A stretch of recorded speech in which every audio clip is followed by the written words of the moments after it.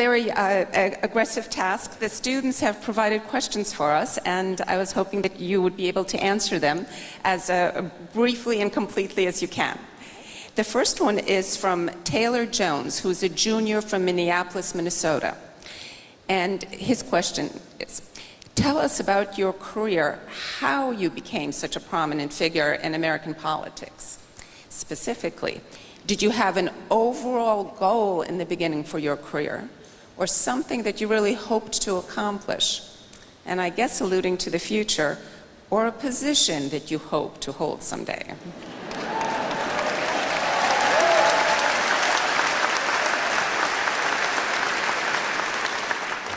Well, as you heard, I was born in Bamberg, South Carolina, a rural, small southern town.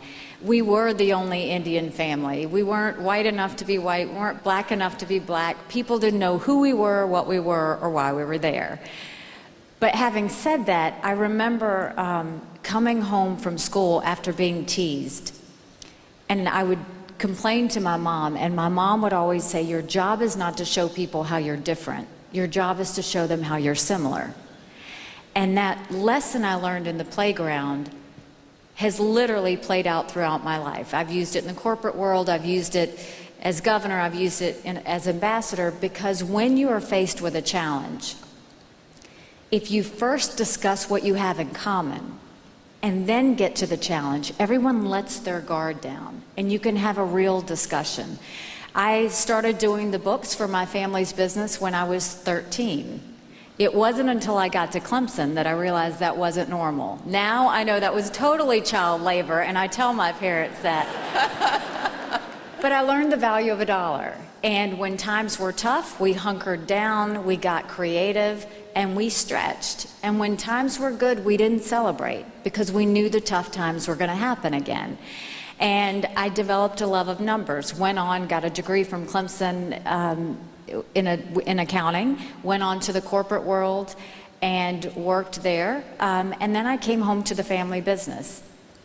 And I happened to be telling my mom, I can't believe that how hard it is to make a dollar and how easy it is for government to take it.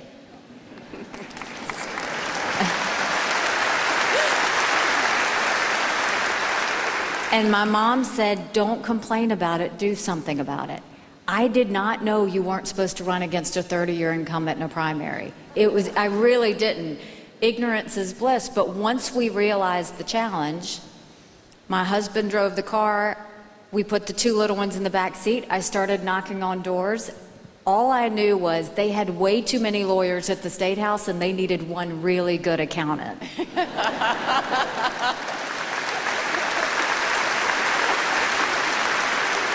And slash the budget.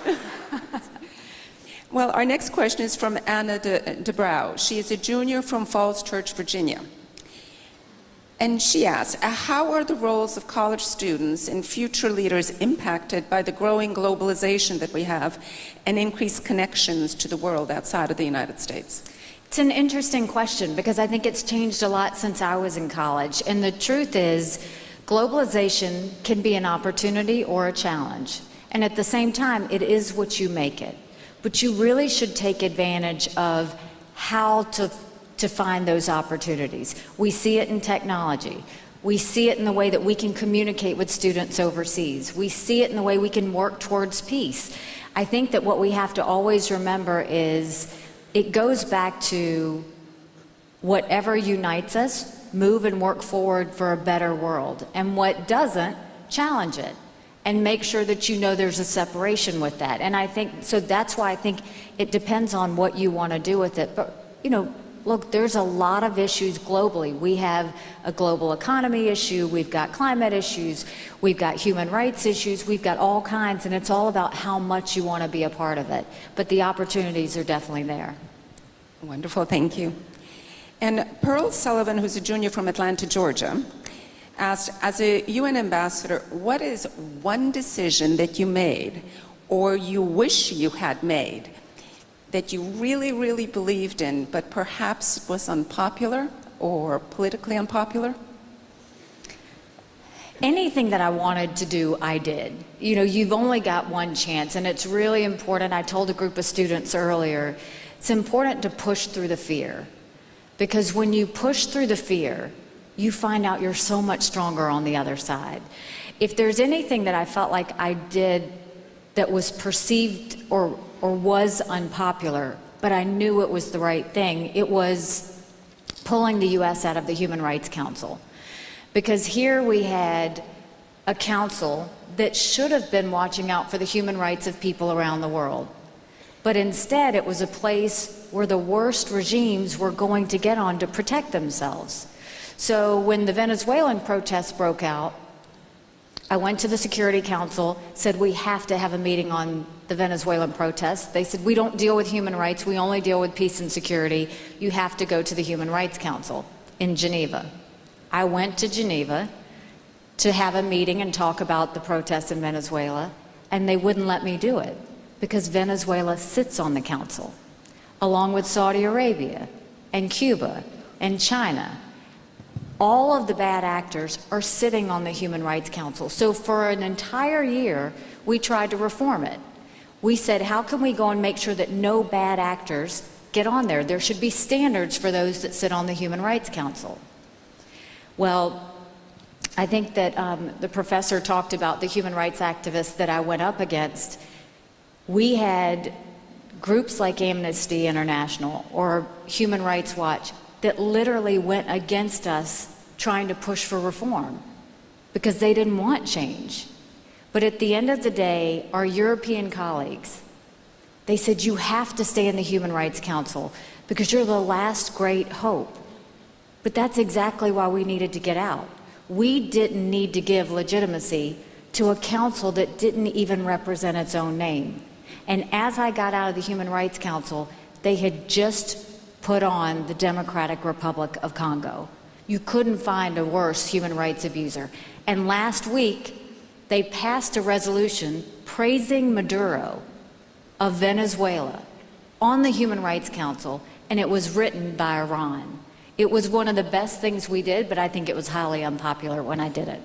And thank you for sharing. If you can expand on that just a bit for the students' benefit, that the titles of some of the committees and the titles of their portfolio may sound good and it may be the right thing to do, but there are realities of the work that is not being done or prevented from being done.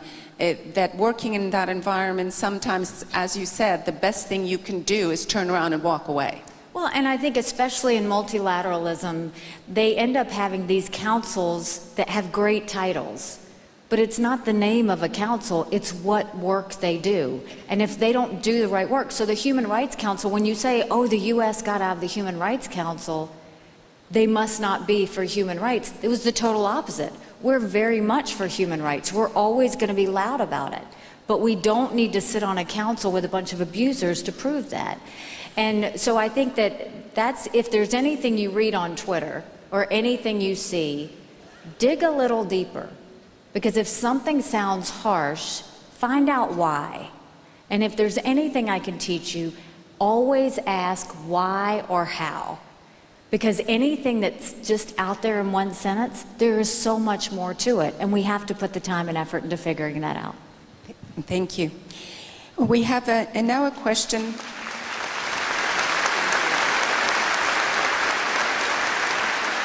We now have a question from T.J. Kohler, who's a senior from Westfield, New Jersey. And this is where geography is important. The question is, you said your time in the UN showed you how difficult it is to work with Russia, a nation you said doesn't respect sovereignty. What do you think this administration and future administrations need to do to counter Russia's aggression? I think, first of all, understand that Russia will never be our friend, ever be our friend.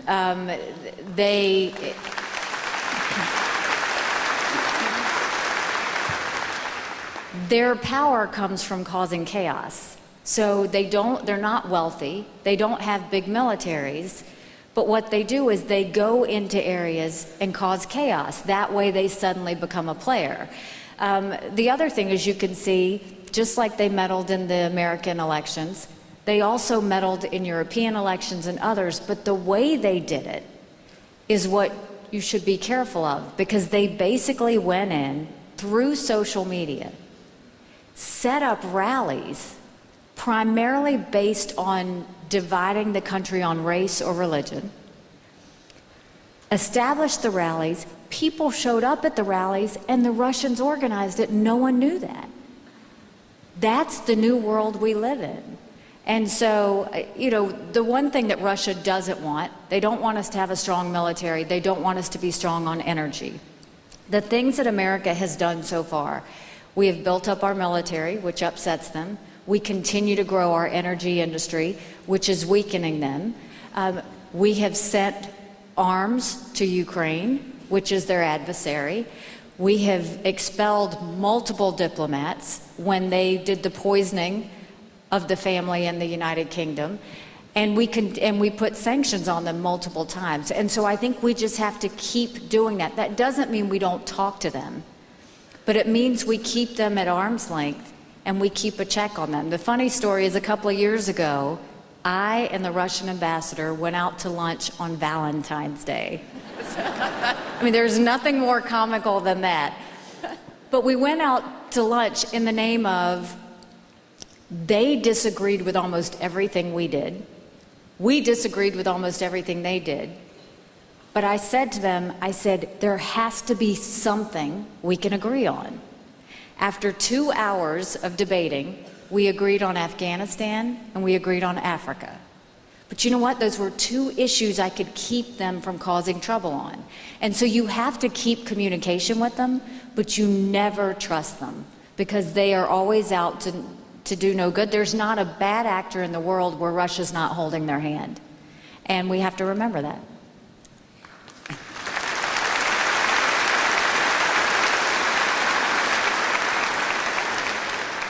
Having lived in a country that was occupied by Russia, it is important for the students to remember geography is important and history is important. And when it comes to Russia, please remember your history.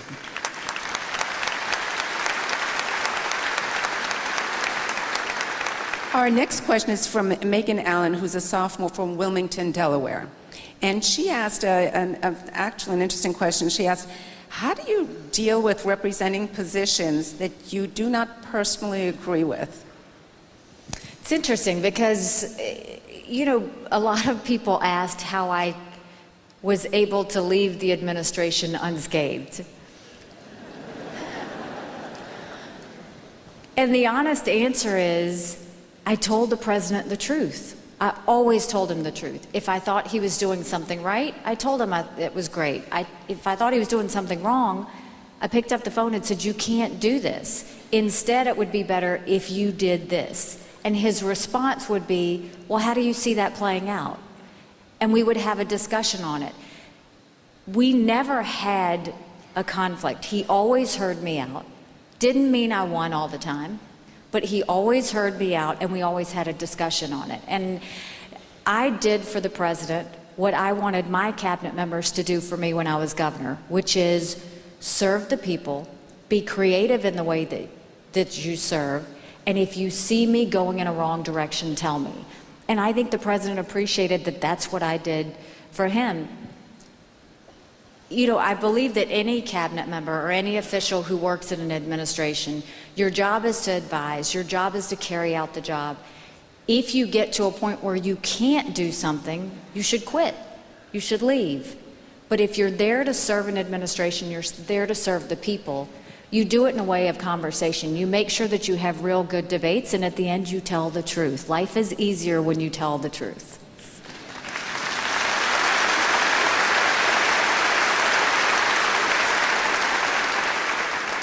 And now we have a question from Ian Matson, who's a first year from Horsham, Pennsylvania. He asked, what did the Trump administration hope to accomplish within the UN? And how do you think those goals differed from the goals of other administrations and then interactions with the UN?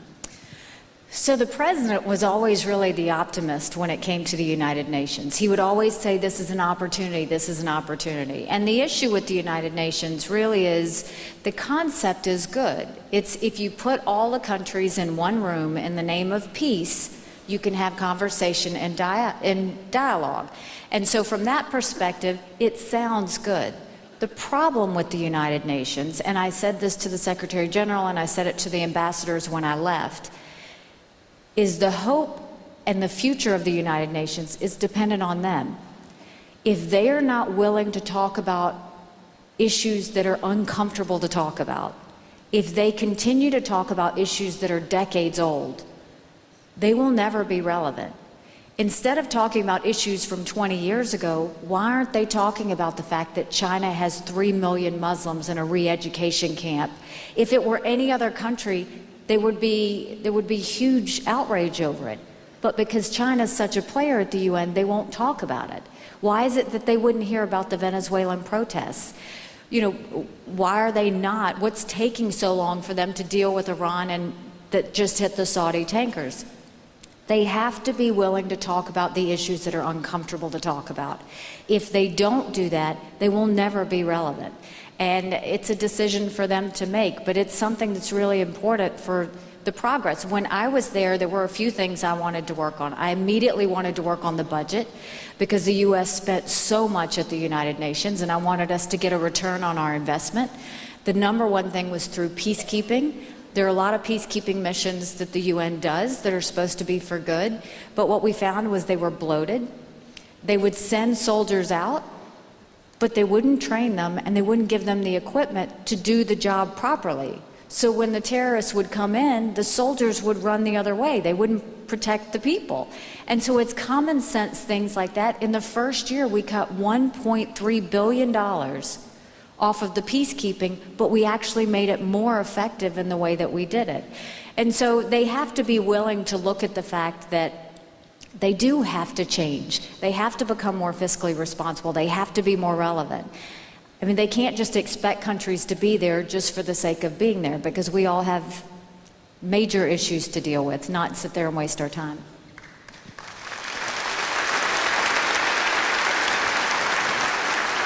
I wanted to thank you for the budget situation because, as most of you know, the UN budget exceeds over $5 billion a year, and the United States is in 20 to 28% of the budget is the United States pays for. And so I wanted to personally thank you for trimming some of that off, and that's a very difficult feat to do, so congratulations.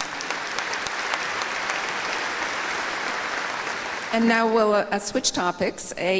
Jody Rodri, who's a senior from Raleigh, North Carolina, asked a little bit different topic. How do you see the future of cybersecurity and the weaponization of space affecting the national security interest of the United States in the upcoming, really, decades? So it's an important issue. We have to, I mean, when you look at cyber threats, especially, it's a very cheap weapon of war. So you will start to see it used more often. It's not just Russia. You see Iran, you see North Korea, you see China. They all use cyber tactics to do that. We have to be on it. I personally think that we shouldn't be looking at the government to deal with this. We should pull from the private sector. They are so much smarter and faster and quicker on how we can protect the country and how we can protect infrastructure in the United States. But then also through elections and other things. Congress just voted to put more money into making sure that our elections are safe and that other countries can't get in there. But, you know, cyber threat, it is the new wave of threats in the future. It's a cheap way of warfare. And so, unfortunately, it means more countries are going to start using it, and the U.S. needs to be on top of it. Thank you. And now we have a question from Brandon Veal, who's a junior from Raleigh also. I guess he's over there. Yes. Given your experience on the UN Security Council, what region poses the greatest threat to American national security and why? So I've always said the biggest current threat, as I see it, is Iran. The biggest long-term threat is China. So if you look at Iran, really you've got an issue of not a country but a cause. Dr. Kissinger used to always say Iran is a cause. And here you've got a country that the problem is they're not just supporting terrorism there, but after the Iran deal, they saw an influx of money. And they use surrogates. So through those surrogates, they're giving money to the Houthis in Yemen. They're in Iraq. They're in Afghanistan. They were working with Russia in Syria. They were working and giving money to Hezbollah in Lebanon, Hamas in Gaza. So all of these terrorist groups are actually infiltrated in other countries. So Iran is a threat to the entire region. Now that the U.S. has pulled out of the Iran deal, their money has started to get tied. They no longer can give support to these terrorist groups, but you see that they are pitching a fit over it. They are doing some bad actions in place of it, and we have to stay on them. We have to hold them accountable. We have to let them know they can't have these misdeeds. But I think they are number one. For the Middle East, Iran is definitely the biggest threat. And our next question from Sydney Marcus, who's a senior from Atlanta, Georgia. And you kind of touched base on this, but the question is, what role do you believe the multilateral organization should play in global politics? And do you believe that the current U.S. policy wishes to utilize these organizations? I think that it's, you know, if you look at groups like NATO, those countries, they're our brothers and sisters. So we always should be together. We always should be allies in the name of defending ourselves and defending our friends. At the same time, sometimes you have fights with your brothers and sisters. They have to do their part. And what we're seeing, what we saw in NATO, is a lot of those countries expected the U.S. to pay for everything, and they weren't paying as much. They have to do their part. It doesn't make sense for Germany not to be giving as much to NATO as they need to. It doesn't make sense for these other countries not to do that. And so when we hold our brothers and sisters accountable, that's kind of tough love. And so we do need groups like NATO. We do need to make sure, you know, whether the multilateral system of the UN works remains to be seen. Our goal is to focus on addition. Add as many friends to the fold as we can, but they have to understand there's a price to pay. And I want to just go into the fact that one of the things that was important to me, and the president has played this out, is foreign aid. The United States is the most generous country in the world. We always will be. It's who we are. When we see a humanitarian crisis, no matter where it is, we're going to be there. It's what we've done, and it's because we value life. But there are times where we have to be strategic with our foreign aid. We were giving $1 billion a year to Pakistan for their military. They were they were harboring terrorists that were trying to kill our American soldiers. That was a waste of our money, and it wasn't strategically smart. We've pulled that money from Pakistan now and said that we will work with them again if they decide to be on our side and not on the side of terrorists. But when it comes to foreign aid, we have to be strategic and smart about who we partner with and make sure they want to partner with us back. We can't be giving money to countries that say death to America. We need to be giving money to countries that want to be our friend.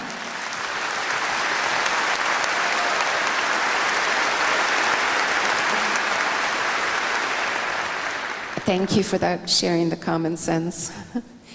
And in closing, the theme of our speaker series this year is a quest for truth and focuses on freedom of expression. At the time of division in our society, what gives you hope for freedom of expression in the United States? And where do you think this will take us? Well, we're seeing a lot of expression around the country right now. I think that, look, it's one of those things we have to protect and hold dear. Freedom of speech, freedom of religion, freedom of expression is really important. To be quite honest, the place where I'm most concerned is on college campuses, because what we're seeing is not that much freedom of expression. And I made a friend today, and her name is Gabrielle, and she wrote an article in the newspaper, in the Elon News, and she told about a story of having a roommate that when she found out she was of an opposite party, she was treated differently, and she was viewed differently. And the part that we have to remember is freedom of expression, you don't have to agree with it, but we are blessed to be in a country where you can say it. And you have the right to say it, even if you're standing alone. And sometimes standing alone is hard, but sometimes there's 10 other people being quiet that are waiting to hear someone else say it. And so,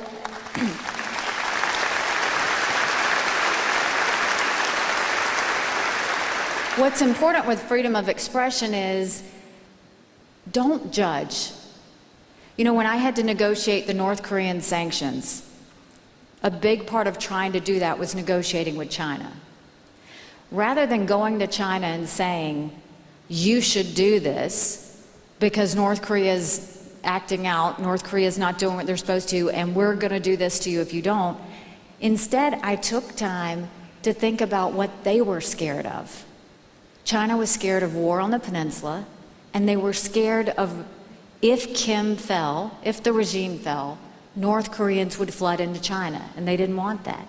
So when I negotiated with them, those were the two things I talked about to get them to that place. With freedom of expression, especially on college campuses, instead of yelling at each other for being wrong, ask them why they think the way they are, and have that conversation. You will become a smarter, more intelligent person when you understand both sides of an argument and when you respect it.